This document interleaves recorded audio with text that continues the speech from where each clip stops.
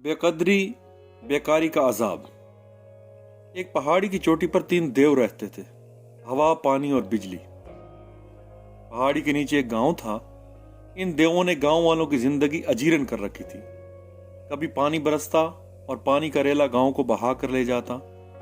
कभी हवा इस कदर जोर से चलती कि खेत बर्बाद हो जाते।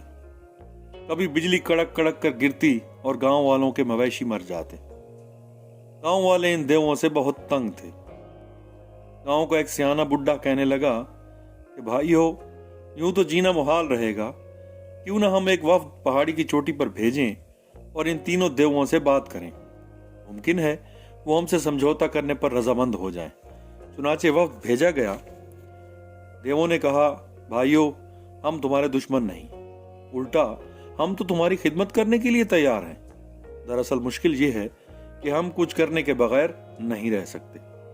तुम हमें जो काम दोगे हम करेंगे, लेकिन अगर तुमने हमने करने के लिए काम न दिया तो हम तुम्हारी बस्ती को तबाह कर देंगे।